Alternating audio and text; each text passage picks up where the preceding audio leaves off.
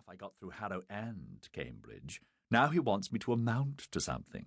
I ask you, me, amount to anything? Just let me inherit. And who were those rustics I saw you with on the Strand, Alan? Clotworthy teased. New companions? The cousins, damn 'em, Alan winced. I'd hoped no one would know me. Had to take them everywhere, see and do everything. Except anywhere near a good tailor or dressmaker. Following fashion is sinful extravagance to their lights. Just about everything back in old Wheddon Cross is perfection, to hear them tell it, and everything in London is like a German woodcut engraved hell.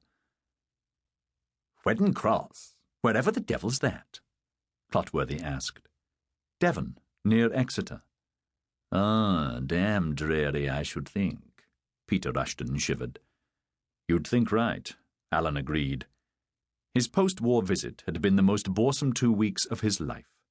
The Nutbush Cove his granny had married to transfer the Lewrie estate to his coverture, so his father Sir Hugo couldn't lay hands on it, was a dour old squire, not much taken with him from the first, no matter his repute as a sailor hero, and had made it perfectly clear that Alan should harbour no hopes of getting his sinful little paws on a farthing of the new Nutbush estate. He'd also made it pretty clear that the farther such a rakehell was from his own kith and kin the better, no matter what his grandmother wished. Old Granny still dotes on you, don't she? Clotworthy asked further. He hasn't turned her off you, has he? Clotworthy was one person Alan would never discuss money with. He'd started out school days a living sponge, just borrowing at first, but had graduated to a higher calling of criminal endeavour lately. Aye, she slipped me a little on the sly. Not much, mind, Alan lied. Actually, his grandmother had done him rather proud.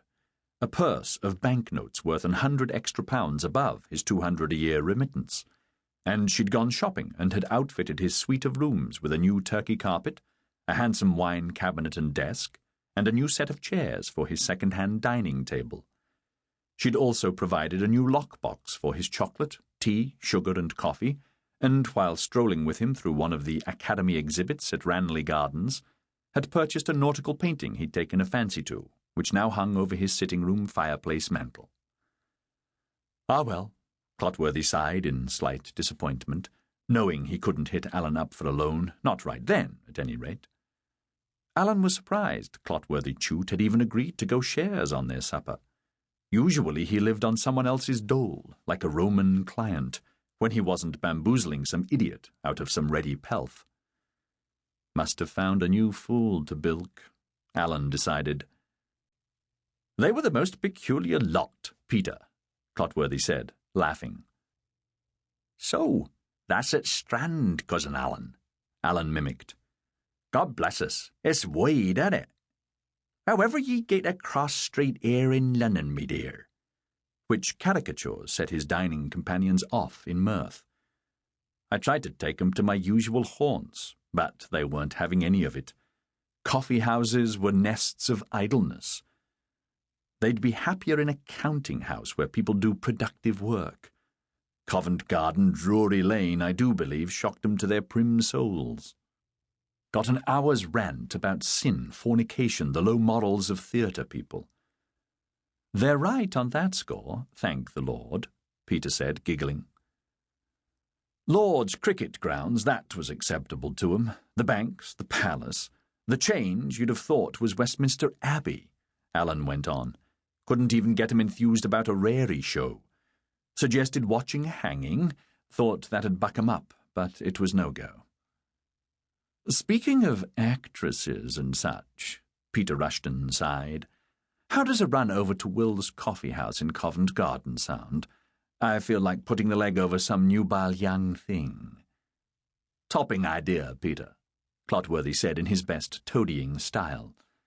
Evidently, Chute had gulled some other young wastrel earlier, and for once had his own cash to go on a high ramble. And just who was it this time, Clotworthy? Rushton asked him, much amused by his schoolmate's new trade as a hooray Harry, one of those Captain Sharps who could decipher to the penny how much someone's inheritance was worth at first sight.